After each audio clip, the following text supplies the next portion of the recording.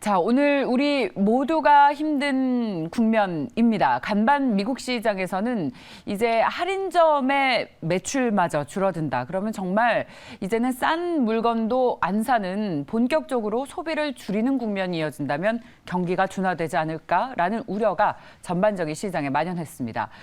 자, 이런 이슈를 가지고 우리 시장을 큰 그림에 먼저 그려보도록 하겠습니다. 오늘도 함께할 저희 최고의 군단 내부자들을 소개합니다. 자, 레몬리서치의 김민수 대표 나오셨고요. 글로온 파트너스의 이성웅 이사, 선 파트너스의 조선일 대표입니다. 어서 오십시오. 안녕하십니까. 안녕하세요. 자, 첫 번째 주제 바로 보겠습니다. 소비 공포, 시장의 중심으로 이것을 우리가 투자 전략으로 어떻게 가져가야 할지 한번 함께 고민해 보도록 하겠습니다.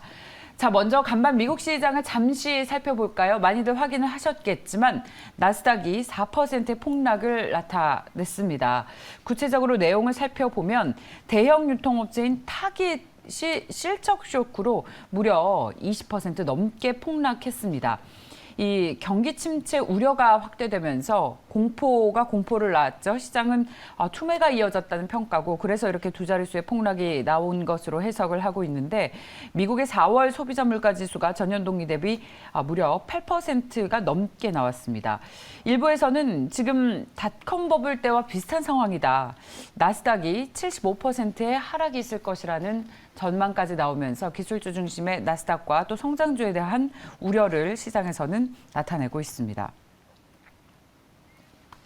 자, 이 소비 심리의 공포가 시장의 중심으로 온 것일까요? 이것이 단순히 이 유통주의 하락이 아니라 경기 둔화의 공포로 이어지는 것인데 세 분께서는 어떤 의견을 가지고 계시는지 먼저 짚어보고 가야겠습니다. 이성웅 이사께서는 불황과 물가 상승에 대한 우려가 있다. 김민수 대표는 오프라인의 유통주 충격이다. 자, 조선일 대표는 빅스텝을 꼽아주셨습니다. 이성웅 이사님 먼저 들어보고 싶은데요. 네.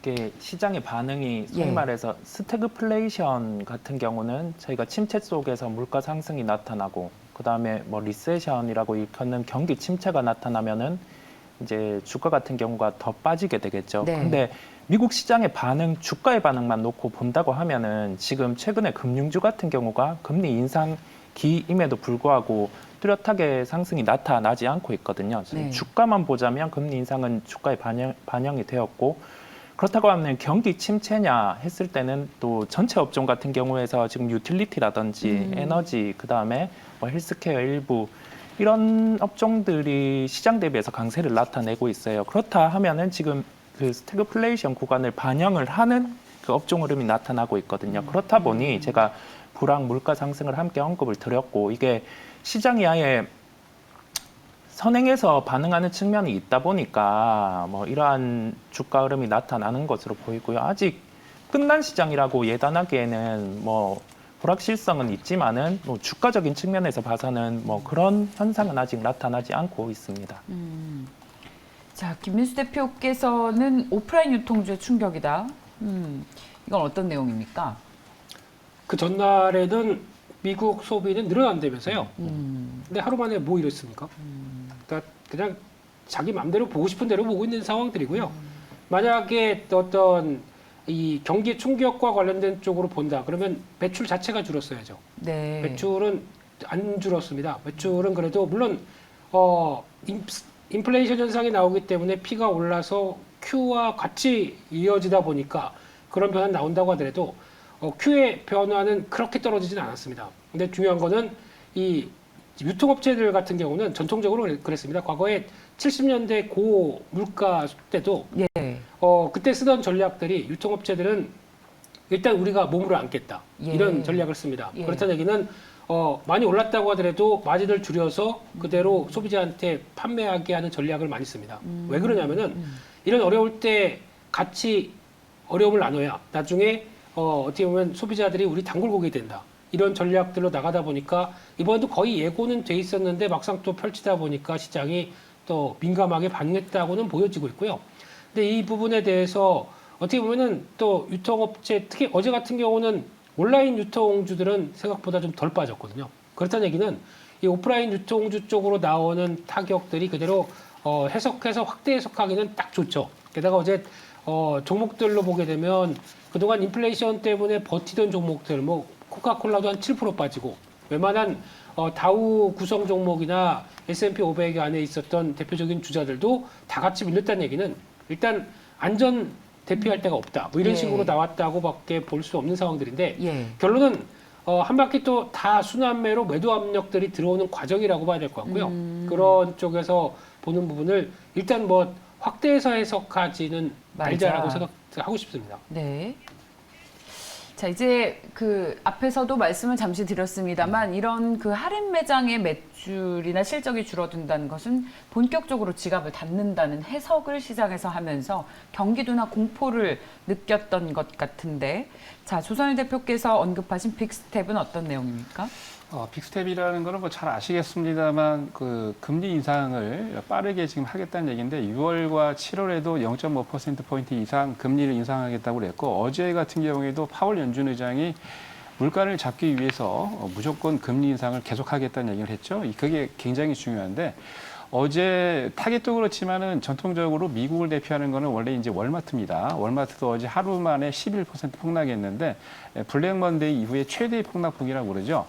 근데 전체적으로 여러분들 보면은 지금 마켓, 특히 이제 유통업체들이 매출이 지금 조금 괜찮긴 했어요. 1분기 매출 보니까 매출이 한 2.4% 증가했습니다만 순이익은 25% 감소했습니다. 그게 무슨 얘기냐면 기본적으로 금리 인상을 하려고 하니까 보통 이제 중위층에서부터 저소득층까지 지갑을 많이 열어야 매출이 많이 늘어나는데 저소득층과 중위층이 지금 지갑을 닫고 있다는 얘기죠. 소비 여력이 줄고 있고 두 번째는 곡물 가격이나 여러 가격들로 인해서 모든 것들이 급등을 하고 있는데 불구하고 이 마켓에서는 가격 인상을 발빠르게 대응 못했다는 얘기.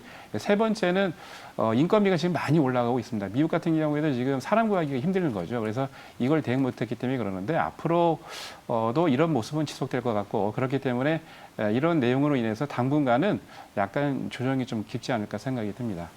경기 침체 우려가 현실화될까? 결국 이 결론을 내기 위해서 저희가 이런 이야기들을 나누고 있는데요. 저희 시청자분들께서도 굉장히 힘드시다고 올려놓으면 내려놓고 올려놓으면 내려놓고 행운 가득님께서 그리스 신화에 나오는 시시포스의 바위가 생각난다. 언덕 위로 힘들게 바위를 올리면 다시 내려오고 무한반복이다. 정말 힘이 빠진다라는 말씀을 하고 계세요. 자, 그래서 근데 또 일부에서는 이제 또 살 때가 온 게 아닌가, 매수할 때가 온 게 아닌가라는 글도 심심치 않게 올라오고 있습니다. 만약에 경기 침체 우려가 현실화된다면 그런 시장을 큰 그림을 보는 전략에 고민이 좀 필요하겠죠. 세 분은 어떤 의견 가지고 계시는지 궁금합니다.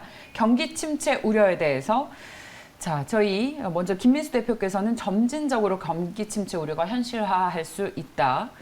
이성웅 이사께서는 불안의 국면, 두 분께서는 이제 불안하고 이제 점진적인 경기 침체 우려 현실화 가능성을 염두에 두셨습니다만 조선일 대표께서는 저가 매수의 기회라는 의견을 주셨습니다.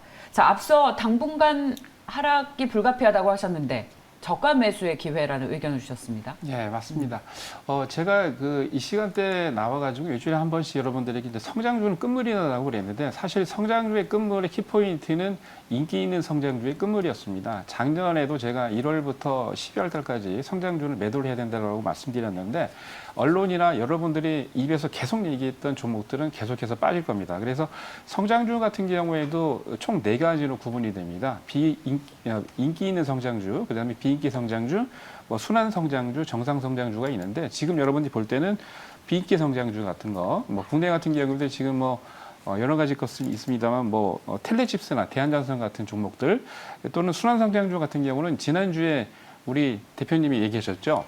제약바이오 갈 것이다라고 그랬는데 HLB가 상한가를 기록하면서 계속해서 가다가 오늘 조정을 하고 있습니다만 보통 이제 비인기 성장주 중에 순환 성장주 같은 경우는 제약바이오 같은 것들이 보통 3년이나 5년에 한 번씩 순환을 하면서 급등해서 올라갑니다. 그래서 그런 것들을 여러분 볼 텐데 특히나 지금 너무 이제 빅스텝이나 아니면은 조정한다고 그래서 여러분들이 걱정하실 게 아니고 당분간은 현금도 포트폴리오입니다. 그러니까 현금을 갖고 있으시다가 저가 매수의 길을 잡으시고 말씀드린 것처럼 비인기 성장주 그리고 순환 성장주에 대해서 관심을 가지시면서 저가 매수의 기회를 잡으십시오. 그러면은 이 어려운 시국에도 수익이 많이 나실 겁니다. 제가 그렇게 얘기했었나요? 지난주에 이제 바이오 말씀하셔가지고 그랬군요. 좀 아주 쪽지 계시더라고요. 근데 예. 안 샀죠?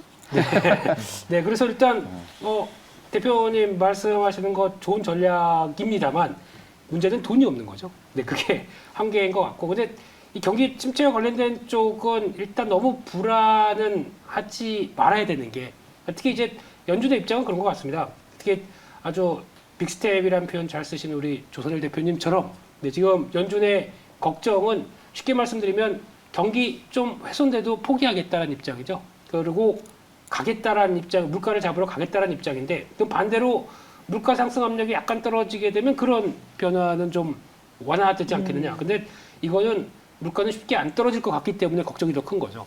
이런 쪽에서 그러면 다 좋다. 그러면 지금 나오고 있는 상황이 어떻게 됐느냐라고 봤을 때 그저께 발표됐던 OECD 경기 선행 지수를 보면 일단 답이 나옵니다.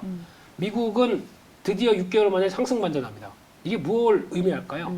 경기가 안 좋으면은 선행 지수가 올라가나요?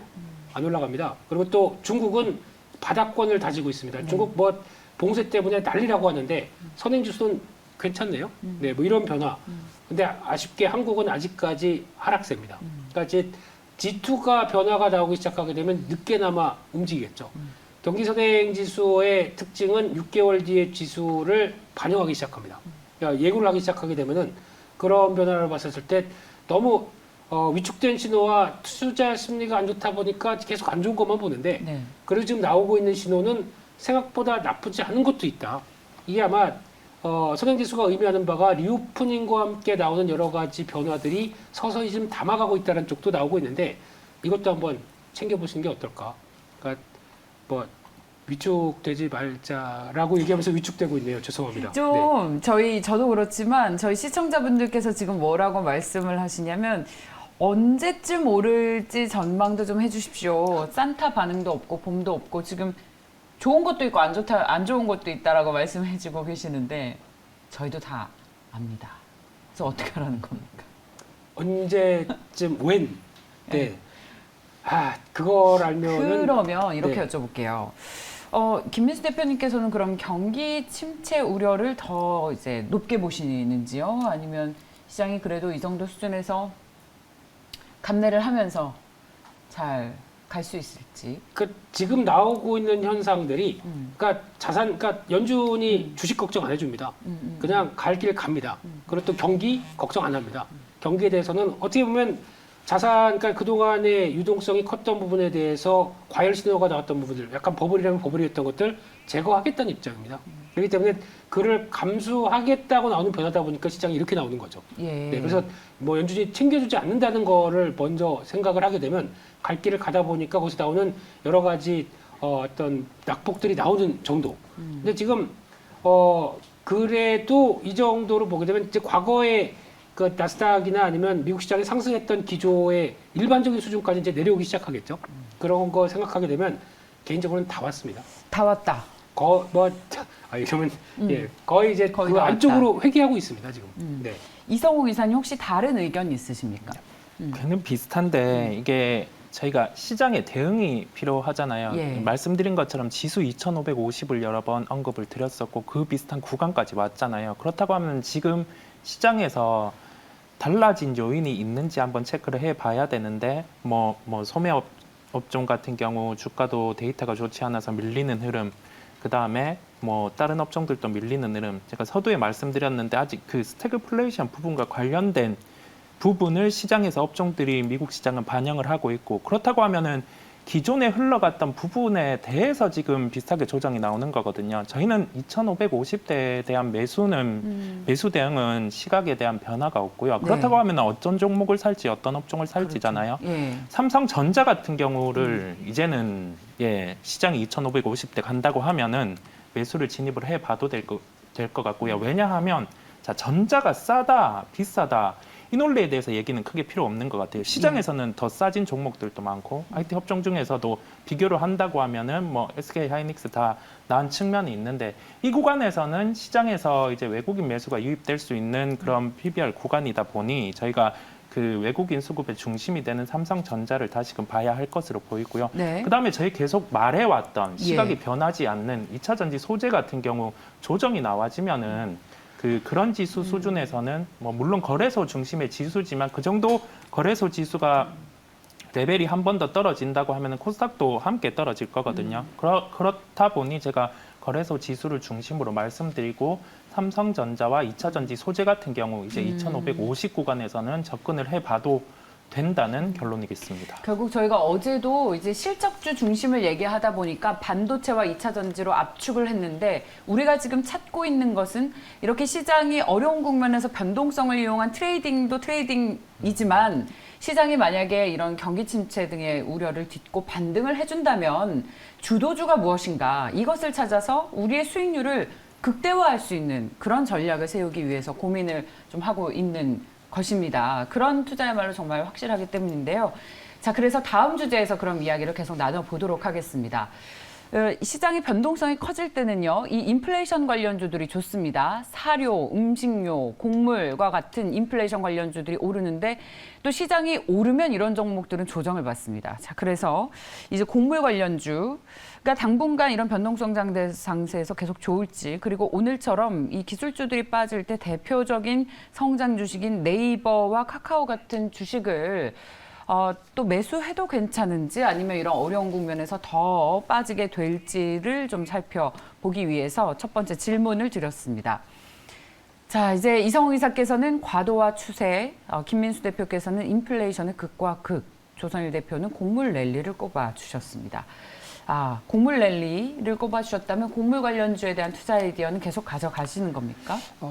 지금 이제 매수하라는 건 좀 그렇고요. 갖고 계신 분들은 홀딩 전략 괜찮을 것 같습니다. 근데 오늘 같은 경우에도 뭐 한탑이나 관련주들이 아주 급등을 하고 있죠. 근데 단기적으로 시세를 냈기 때문에 조금 조정이 들어올 겁니다만 곡물 관련주들이 어제도 또 인도가 발표를 했죠. 밀이 너무 이제 자국 내에서도 인도 내에서도 먹을 수 있는 여력이 없기 때문에 수출하지 않겠다라고 하는데 앞으로 이 이슈가 아마 내년까지 갈 것 같아요. 그래서 이제 곡물 관련주들은 아주 계속 급등했다 조정했다 급등했다 조정할 텐데 전체적으로 보면은 제가 이제 누누이 말씀을 드렸습니다만 너무 인기 있는 성장주는 좀 조정을 하고 반대로 음식료 관련주를 보라라고 말씀드렸는데 곡물 관련뿐만이 아니고 앞으로 이제 음식료가 계속해서 지속적으로 성장을 할 겁니다. 그래서 차트를 여러분들 업종 차트를 보시면서 연봉 차트로 업종 차트로 음식료 차트를 한번 확인해 보세요. 그러면은 지난 2000년 또 이전에 IMF 때 이후부터 어떻게 움직였는지 보시면 여러분들이 좀 힌트를 얻으실 겁니다. 그래서 꾸준하게 지속적으로 올라갈 것들은 곡물 포함해서 음식료 업종군들이고요. 단기적으로도 그렇습니다만 중장기적으로도 굉장히 괜찮습니다. 그래서 보통 일반적으로 인플레이션 구간이나 또는 이렇게 저성장 구간에서는 곡물주들이 디펜스 지수방어 역할을 할 수 있는 그런 업종이기 때문에 여러분들이 좀 관심을 좀 가져주셨으면 좋겠습니다. 네, 곡물 관련주의 접근에 대해서 이 부분이 고민이 많더라고요. 그렇죠. 분명히 이게 실적에 전가가 되는지 아니면 뭐 테마 국면인지 이게 고민이 되다 보니 저도 항상 이 곡물주에 대해서는 고민인데 특히 뭐 한탑과 같은 종목 같은 경우는 분명히 이게 매수에 대한 포인트를 찾기가 힘들어요. 그다음에 기업 내용으로도 그렇고 그렇다 보니 저희가 곡물주 같은 경우는 아마 지금 뭐 트레이딩 정도로 계속 삼아서 접근이 가능할 것 같아요. 이게 뭐 특정 모멘텀이 글로벌로 인해서 이게 발생이 되었고 뭐 최근에 인도 요인. 근데 한 가지 재밌는 사항이 미국의 밀 작황 같은 경우가 데이터가 되려 잘 나왔거든요. 이 부분도 있고 근데 이게 곡물 같은 경우 우려는 계속 되잖아요. 제가 여기에서 생각을 할 건 뭐 러시아 우크라이나 이슈 이 부분이 제일 큰 것 같고 실제적인 작황 부분도 우크라이나 같은 경우가 심어서 수확하는 이 타이밍에서 전쟁이 발생했기 때문에 계속 공급 부분의 우려가 지속되면서 하나의 지금은 이제 심리의 구간인 거죠. 어찌 보면 그렇죠. 네, 계속 그러한 영향이 미치는 것으로 보입니다. 다만 이게 테마적인 성향을 좋아할 수도 있겠지만은 여기에 대해서는 종목에 대해서 어떤 종목의 히스토리도 알고 진입을 하는 게 필요할 것 같습니다. 그러니까 지금 사실 이렇다 할 스토리 그리고 기업 내용과 연관해서 찾기 어려운데 시장의 변동성이 확대될 때 이런 주식들 계속 오르니까 투자 포인트 찾기 어렵다. 솔직한 말씀 해주셨습니다. 인플레이션의 극과 극 어떤 포인트예요? 어떤 아이디어입니까? 솔직히 지금 한탑 팜스코라고 딱 지정을 하셨는데 이런 거 움직이는 거 말도 안 됩니다. 솔직히 이게 그냥 테마주죠. 근데 한탑 같은 경우 보게 되면은 저희가 보통 알고 있는 한탑이 움직이려면 대한제분이 움직여야죠. 시장 점유율 가장 큰 회사가 움직여야 되는데 왜 이쪽은 밀리고 혼자만 쭉쭉 갑니까? 자세히 보다 보니까 유상증자를 한 게 있더라고요. 그 효과와 함께 뭔가 그 정도? 예. 그렇게 가는 스토리가 있었다 보니까 절대 고점에 물리지 마십시오. 이런 거 물리게 되면 나중에 빠져나올 때 매우 힘듭니다. 그렇기 때문에 이런 거는 이사님 의견처럼 말도 안 되는 상황들이고요. 1분기 실적 뚜껑 열어봤더니 가격 전이를 잘한다고요? 한번 보세요. 왜 그럼 적자가 납니까? 이런 상황으로 봤었을 때는 이거는 팜스코도 마찬가지로 가격 실적에 대한 변화가 오히려 작년 동기보다 못한다. 그러면 지금 전혀 대처를 못하고 있는 겁니다. 네. 근데 시장만 거기서 따라서 움직이는 상황들이고 팜스코 보다 보니까 시총이 2,700억까지 나오더라고요. 네, 할 말을 잃었습니다. 그래서 예. 이런 쪽은 좋아요. 근데 또 하나 그 아까 이사님 말씀하셨듯이 지금 저희가 다 안 되는 쪽만 보고 있는데 이렇게 밀가격이 막 올라간다. 그러면은 좋습니다. 전통적으로 내가 우리 농장에서 만약에 밀하고 다른 거 하다가 이렇게 가격이 좋으면 밀로 오늘 이번에 다 심어. 그러면서 거기서 오히려 수확량이 많겠죠. 왜냐하면 사람은 돈 벌려고.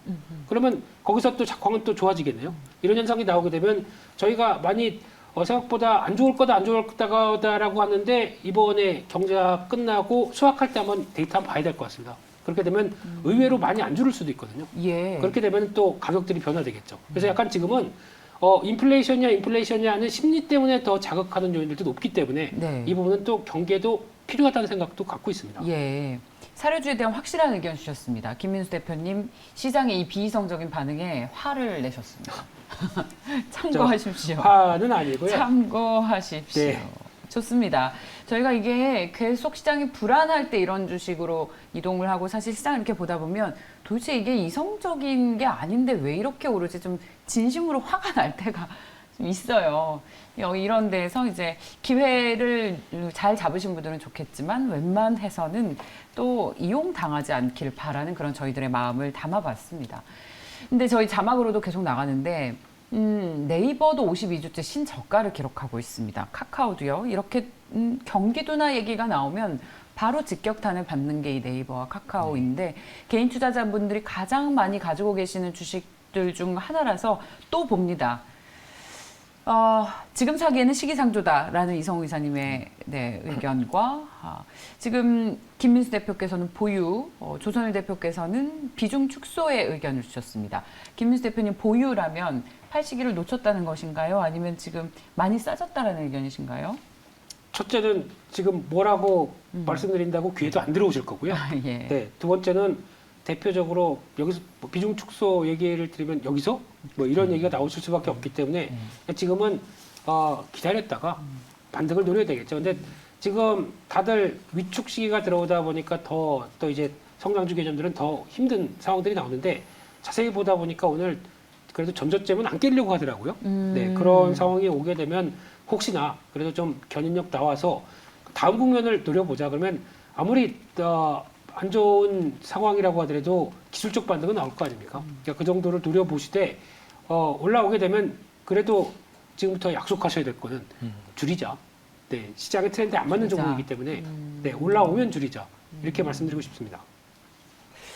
이성 이사님은 어떻게 보세요? 지금 저희 마침 이마트도 52주 신저가 기록한다는 소식 나오니까 이마트 사고 싶으시다는 분들도 계세요. 우리는 대형주에 대한 어떤 믿음이랄까요? 일단 이 회사는 안 망할 거기 때문에 많이 빠지면 사고 싶은 그런 심리가 작동하는 게 개인 투자자들의 마음입니다. 안 돼요, 안 돼요. 안 돼요. 예, 안 되는 이유가 빠지면 이게 주가가 지금 시가총액이랑 이익을 대입해서 싼지 비싼지 그거를 보는 습관을 들이면 되거든요. 자, 우리 보기에 차트 좋잖아요. 그러면 네. 오를 땐 빨갛고 내릴 땐 파랗고 뭐 많이 내린 거는 또 사고 싶고 이게 차트가 어떻게 보면 사람의 심리가 투영이 돼 있는데 주식 시장이 그 심리의 결정체이기도 하잖아요. 그런 점을 봤을 때 이마트 같은 경우가 어떻게 보면 뭐 지금의 현재 실적이 어떻고 그런 얘기보다 지금 미래의 성장을 봤을 때도 그 외부의 오프라인이라든지 오프라인 부분에서 이제 온라인으로 확장이 돼 있고 온라인 부분 자체도 이제 경쟁이 심화됐거든요. 그 경쟁 안에서도 뭐 물류 부분이라든지 그런 게 혼재해서 이제 성장에 대한 프리미엄이 반영됐는데 이제 그러한 구간이 빠지고 있기 때문에 저희가 뭐 지금 현재 이마트 빠져서 사고 싶다 이런 부분은 배제를 하는 게 나을 것 같고요. 분명히 새로운 모멘텀의 발생이 있거든요. 이마트가 지금 빠졌다 해서 매수가 아니라 이마트에서 그 나타날 수 있는 뭐 어떤 특정 부분의 모멘텀이 발생을 했을 때 그때 매수를 하더라도 늦지 않기 때문에 그러한 점을 초점에 맞춰서 빠지는 주식은 그렇게 대응을 하시면 될 것 같고요. 예. 네이버, 카카오 같은 경우도 제가 시기상조라고 말씀을 드린 이유는 예. 이게 신규 매수 같은 경우 또 많이 하락을 했으니까 뭐 사는 접근에 대해서 고려를 해볼 수는 있겠는데 그런 측면보다 지금 시장보다 강한 업종 같은 경우를 하락했을 때 접근을 하는 게 나을 것 같고 보유자분들 같은 경우는 계속 이 고난의 시기를 겪어서 지금까지 주가 하락을 보면서 오셨을 텐데 여기에서 뭐 이 부분에 대해서 지금 저희가 방송을 통해서 많이 언급을 드렸지만은 지금 뭐 그때 못 팔았는데 지금 또 팔 수는 없으실 거고 예. 대신에 이 다음에 그 새롭게 분명히 그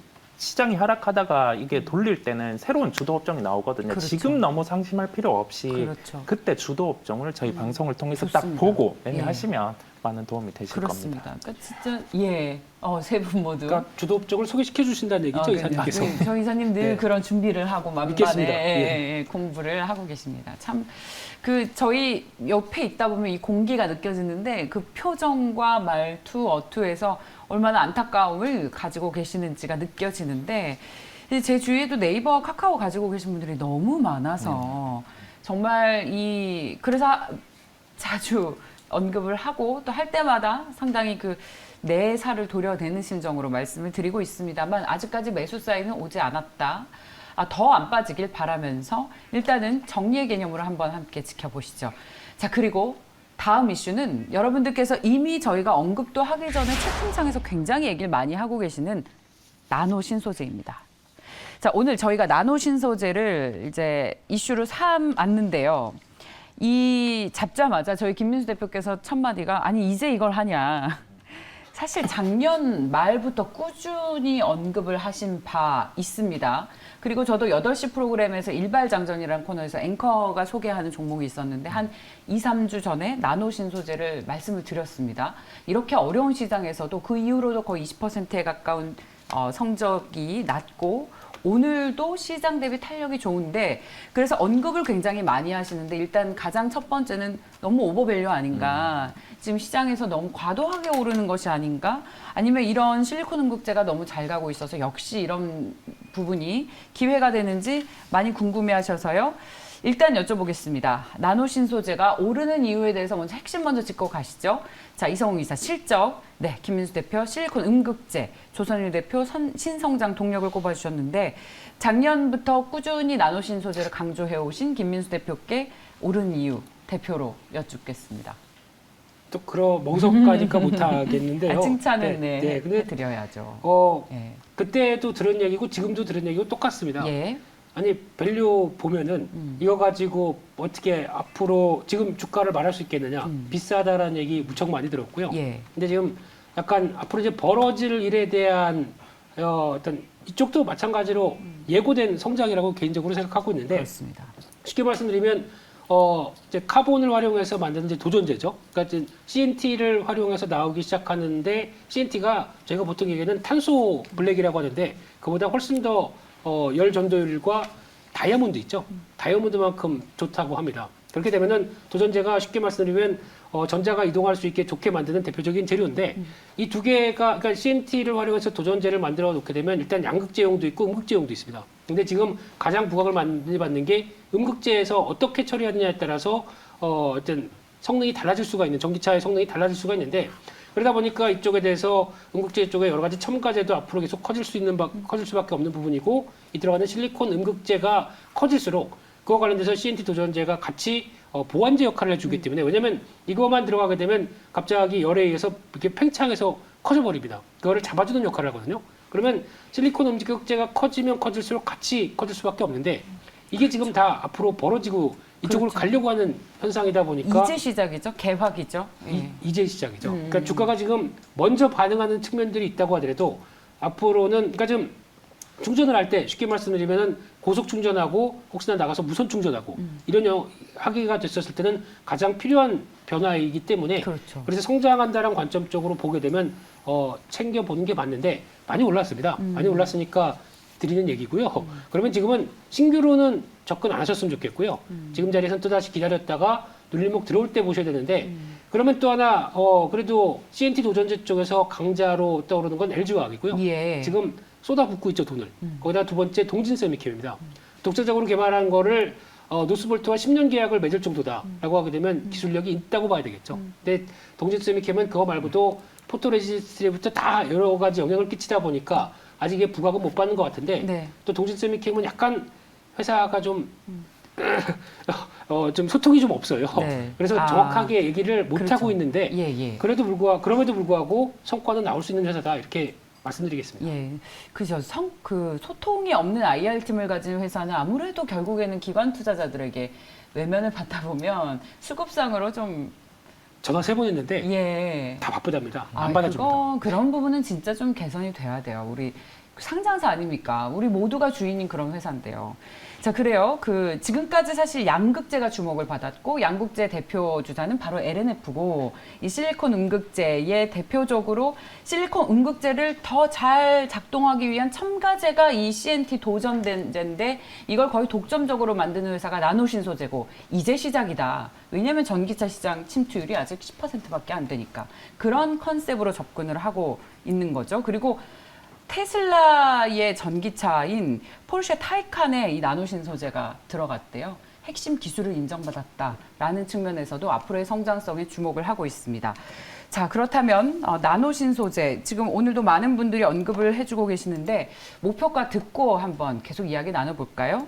나노신소재에 대한 목표가를 살펴보도록 하겠습니다. 일단 단기적으로는 많이 올랐다는 인식을 함께 하시면서 10만 원의 목표가를 주셨는데요. 이 단기적으로 많이 올랐습니다만 이제 개확이라면 앞으로 구조적인 성장을 나타내면 또 주가는 다시 뭐랄까 재평가도 받을 수 있을 것 같은데 어떨까요? 네. 네. 그 10만 7천 원의 근거가 또 궁금하실 수 있잖아요. 7천 원이 네. 뭐가 다른지 지금.